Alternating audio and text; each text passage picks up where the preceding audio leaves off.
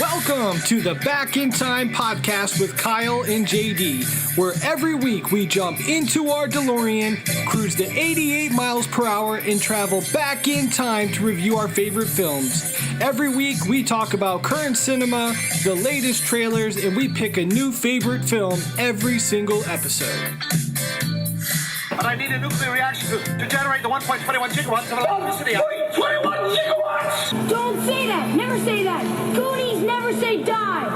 We're the best, we're the beautiful, we're the only Ghostbusters. Now, here's your host, Kyle Autry, and his co-host, JD. Welcome back to the Back in Time podcast. I am your host, Kyle Autry, joined as always by my co-host, JD. JD, how are you, man? Dude, I am chomping on a delicately crunchy baked green pea snack, Inner Peas by Trader Joe's. Okay, so you're a Trader Joe guy. That's interesting. I'm more of a Costco guy.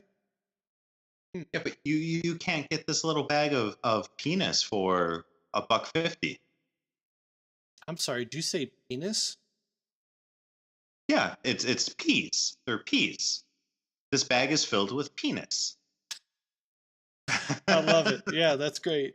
Those don't, to be honest, those don't sound like they're real tasty, but I'll take your word for it. Well, do you like penis in your mouth? I don't. I personally I love peas, so I have no problem sticking it in my mouth. Okay. Let's talk about the reason we're here. You guys are listening to the teaser trailer episode, and we are discussing the 1987 horror thriller film, The Lost Boys. Before we jump in The Lost Boys, I want to take a second to thank our sponsor, Bunny17 Media, who helps bring you this podcast completely free. Go over to their site, bunny17media.com, use promo code BACKINTIME at checkout, and save yourself 15%. While you're at it, make sure you guys drop us a 5-star review on Apple Podcasts, Google Play, or YouTube. And that's going to help support this show and help us continue to grow every week. It's also free to subscribe. We don't charge you anything. You get every single episode directly to your device. JD, let's talk about the reason we're here. What's your first memories of The Lost Boys? That's a really good question. You were two. I was 2 years old when this came out. Thank you for that. Yeah. This was a movie that I definitely saw either on USA Up All Night or HBO when I was 7 or 8 years old.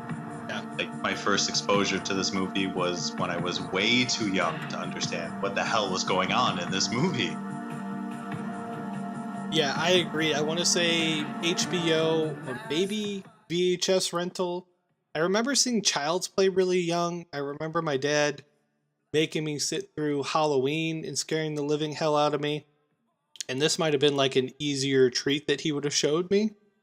But I'm pretty sure that my dad had recorded this on a VHS tape along with like 2 other movies, because back then you could fit 3 on one tape. And eventually I just stumbled across it going through our collection.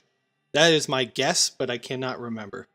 JD, do you remember having those tapes? Did you guys have those around your house? Yeah, I do. And it just, listening to your story makes me wish that we had Facebook when we were younger. So, like, we can capture the moments when our parents idiotically said, showing my 7-year-old Lost Boys tonight. And then we get to, like, revisit that moment that night and be like, I don't remember that. But yeah. That's the beauty part of social media and networking and Facebook in our modern age. And for our younger listeners, when you hit your 30s, you will appreciate the fact that your mom tagged you watching The Purge. That's funny. So let's go ahead and fire up the trailer. If you're by a computer, you have access to it. Go on the YouTube, type in Lost Boys original trailer. You're going to be looking for the one titled The Lost Boys 1987 official trailer. Jason Patric, Corey Haim, Vampire Movie HD. It's uploaded by Movie Clips Classic Trailers. It has about 69,000 views. That's 69. I'll give you a 3, 2, 1 countdown, and we'll watch it together. JD, are you ready? Yes, I am ready. I have vampire fangs in my buttocks. All right, pull them out. Let's go. 3, 2, 1, click.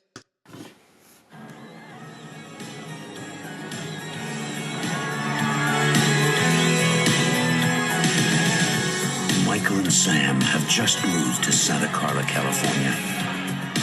They're about to discover its secret. Notice anything unusual about Santa Carla yet? No, it's a pretty cool place. If you're a Martian. Or a vampire?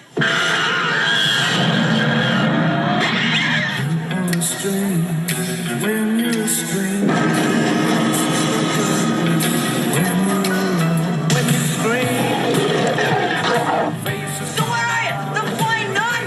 I'm your brother, Sammy. Help me! Stay back! Stay back! What's happening to me, Star? Get yourself a good sharp stick. Drive it right through his heart. You're a vampire, Michael. My own brother, a damn blood-sucking vampire. Oh, you wait till Mom finds out, buddy. When a vampire bites it, it's never a pretty sight. Michael, they're coming! Oh, shit!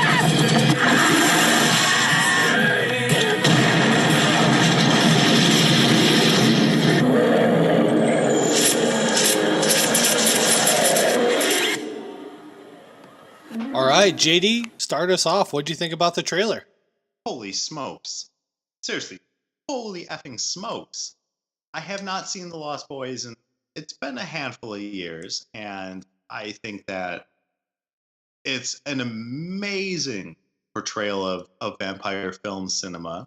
Kiefer Sutherland is obviously great. The inclusion of the Doors with The People Are Strange is like, I don't know. It established, like, it introduced me to the Doors as a child, and I've loved the band ever since. Yeah. I don't know. Like, this is like the perfect, like, everything about this trailer. This might be the perfect trailer. Only on par for, future episodes. When we get to the Burbs, I think that there's just such a great, I don't know, like, there's so much energy and mystery and fear and comedy and good acting and just to this trailer, and it's accompanied by such an amazing song. Like, yeah, this is the trailer. Like, this is the trailer. Yeah, this might be my favorite trailer so far. I took a couple notes. First one says sweaty sax guy. Gotta give it up. He was actually at that Indianapolis Whorehound that I went to. He was there signing autographs and still looked the same, and we still had his saxophone. Good for him. Is that not John Hamm from the Sergio SNL clip? Do you remember that one? Yeah. Sergio. I always think that's him. I was like, how did John Hamm bump back into time and just do? Yeah, my other notes were Jamie Gertz is looking very beautiful. I think she's super good looking. The Doors soundtrack, I feel like I'm talking a lot about my dad this episode for some reason. I don't know what's going on, but huge Doors fan. He actually has a Doors tattoo on his arm. Yeah, so anytime I hear People Are Strange, I automatically think of my dad. At least you know your dad, you son of a bitch. Sorry about that. And then the last one, the two Coreys, man. This is kind of what launches that two Coreys phenomenon that would go for the next 5 to 6 years and span several different movies. You got Feldman doing his best Rambo impersonation or Stallone impersonation. But yeah, I think this is going to be a good, like, quotable movie. I think we're going to be able to do some good impressions on this one. So I'm excited about that. But yeah, I'm with you. I thought the trailer was fantastic. Let's talk about the box office numbers. So Lost Boys debuted at the box office on July 31st, 1987. Film was distributed by Warner Brothers with a runtime of 97 minutes and a production budget of just $8.5 million. Lost Boys opened number 2 at the box office in week 1, bringing in $5.2 million. In week 2, they would drop 3 spots down to the number 5 hole, bring in another $4 million, which brought their 10-day total to $12.7 million. So they did recoup the budget within the first 10 days. JD, thoughts on the first 10? Yeah, I'm not surprised at all like that the movie is performing. Like, it's a great movie released at a great time, focusing on a great area. Episode in the archives, Suburban Commando, focusing on a small suburban California area, 6 years after Lost Boys? Like, it's not the same effect, but they take advantage of all of that mythology built into what California culture is at the time, and people were digging it. And I would not doubt that the schoolyard effect is in play. Okay, that was going to be my next question.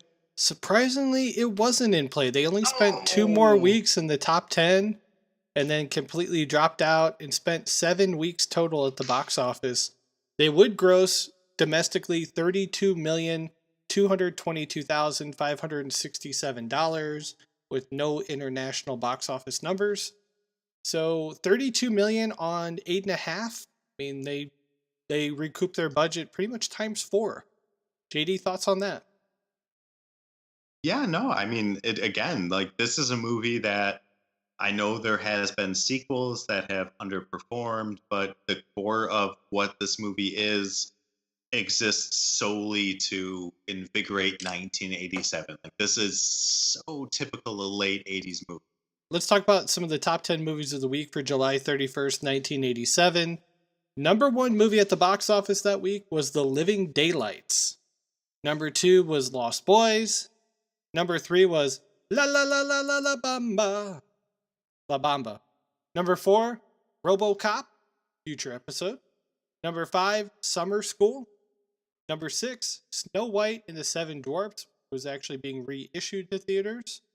Number 7, Superman 4, The Quest for Peace. Number 8, Full Metal Jacket. Number 9, Dragnet. And number 10 could be a future episode, Adventures in Babysitting. Oof. Future poll topic. JD, thoughts on the top 10? Obviously, I'm very partial to RoboCop. Yes. How many weeks in the theaters was RoboCop at this point? Do you know? Yeah, I can get that number for you. Let's see here. RoboCop was in week 3. So what you said, Lost Boys was number 2. Yeah. Usurping RoboCop from week 3, so that's pretty impressive. Yeah. Because RoboCop, both movies are cult classic movies that have built phenomenal fan bases, and to think that RoboCop lasted 3 weeks before Lost Boys came in and ousted it. Mm-hmm. Any other movies on the top 10 that you think potentially could be future episodes for us? Oh, Adventures in Babysitting. That will be an episode that we do. I'm surprised it's so far down, but I mean, hey, fans, come on. You remember, this is the origination of Thor, right? Adventures in Babysitting. That might be a bit of a stretch, but I mean, it's a movie I have not watched in a long time. Yeah, I mean, I think RoboCop for me is one that I think we'll end up doing. I wouldn't be surprised if Adventure in Babysitting is on the list. But yeah, Lost Boys for me out of these top 10 is my one of my all-time top 10 movies, and a movie that I have had on DVD for 20 years now. Let's talk about the critic and audience response. So I'm going to have JD gauge the response of the critics, and then we're going to hear from some of the customers that have purchased the Lost Boys DVD and see how they've received the movie. JD, how do you think the critics received the Lost Boys? I think The Lost Boys comes in as a breath of fresh air at a unique time in American cinema. California culture is building a lot of steam, and to have the Frog Brothers, to have Kiefer Sutherland, to have so much of the mythology behind the Dracula complex like put into place, I really feel like the critics responded very positive and happy to this movie. I want to say even our boy Raj Ebe was probably very sit back, crossing his legs, chomp popcorn, being like, yeah, okay, it's not a perfect movie. There's a lot of hammy acting. There's some corny moments, but I want to say they come in at 79 or 80%. Wow, good guess, man. 77% on Holy Rotten shit, Tomatoes. really? Yeah. Oh fuck. It's like you know what you're doing. And Roger Ebert said, I was sitting in the theater chomping on popcorn with my legs crossed. No, he didn't. Oh, say damn. that. I thought you were being fucking serious for a moment. I was like, holy moly. All right, we'll get to his review I'm in a so second. excited. So the audience response is 85% on Rotten Tomatoes. I'll give you the customer response in a minute. Let's hear from the critics. Roger Ebert did give the movie 3 out of 4 stars. It said, when everything is all over, there's nothing to leave the theater with. No real horrors, no real dread, no real imagination. Just technique at the service of formula. I don't know. This kind of feels like a backhanded compliment. What'd you think? No, I think that's the kind of like, to me, that's like, okay, so Kyle, both you and I, sports, high school, college, that's a coach saying to you, yeah, you did everything that you needed to do. You stepped in the right place. You were in the right position at the right time. You did everything that you were supposed to do. Maybe you didn't score a touchdown on that play, but everything about your effort was in very sound. Okay. That's good analysis. That's how I take it. Karen James of the New York Times said, it laughs at the form of embraces, adds a rock and roll soundtrack. If you share its serious, satirical attitude, manages to be very funny. What do you think about Miss James? Yeah, I think maybe that might be a little bit of what Raj Ebe missed, that there's a lot of satire to be had because, again, we're taking California culture, we're putting it on a platter, and we're saying, this is what California is and what it looks like, and vampires kind of knit and pick over here. Yeah, I always like the one scene, I know we'll talk about this in the full review, where Corey Haim's character goes to kiss his mom at the dinner table and he's got the garlic wrapped around him and she's like, ooh, heavy on the garlic. He just like covers it up. But yeah, that's some of the comedy where I guess if you're not looking for it or you don't realize that that's what they're trying to do, you might miss it. Yeah, but that's the comparison that I'll make to the movie future episode, The Burbs. Like, when you have that veiled comedy, it's so much more valuable. Okay. Richard Harrington of the Washington Post was as complimentary. He said, there's always room for fancy trash, and in this movie, about a gang of punk vampires terrorizing new kids in town, seems capable of providing some. Then the characters open their mouths. What do you think about Richard Harrington, who's dead wrong? Oh, apparently he hates the dialogue. I'm sure he's from Nebraska or Utah or Washington. Panhandle.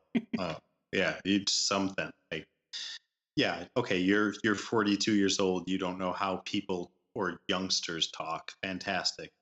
Let's hear from the horse's mouth, the ones that actually matter, the ones that purchase the actual film. So I'm on Amazon Prime here. Out of 976 reviews, The Lost Boys carries a 4.7 out of 5 stars. And one of the reviews on here I thought was great. It's from Groovy Taterbug, who said, teeny boppers beware. These vampires bite. They don't wear designer clothes, sparkle, or have hearts that are broken. I've seen the movie more than 25 times over the last few decades. How can you go wrong with a classic like this one? Vampires don't sparkle, kids. They're vicious, cruel, hungry, the way they ought to be. Not falling in love, being a senior in high school for 100 years, or living off forest creatures for blood. This is the real thing. Dang-a-tang. Come on over to the dark side. We have maggots, Michael. What do you think about the review from Groovy Taterbug? First of all, I want our audience to know that you, Kyle, have seen Twilight 17 times each. Not 17. One time each in the theater. Forced to go by my wife, but that's here nor there. Well, everybody's happy. The point being, there's a juxtaposition, there's a parallel to be made between this vampire story and that vampire story. This is much more in line with the classic Dracula type vampire story episode in our archives. Check it out. Delicious episode. That was good, right? Yeah. You would have no idea. I just recently watched Fallen Kingdom. We'll talk about that in the preview. Definitely. Like I think that there are a lot of generational deficiencies that happen in vampire mythology. And this speaks so well to an 80s culture. There was movies specifically in the 90s. We had Keanu Reeves with Bram Stoker's Dracula, and then we had 2000s with Twilight, and even in the 70s and future and 60s. There's just so much, and vampire and both zombies are cyclical to what the current state of political and social means are.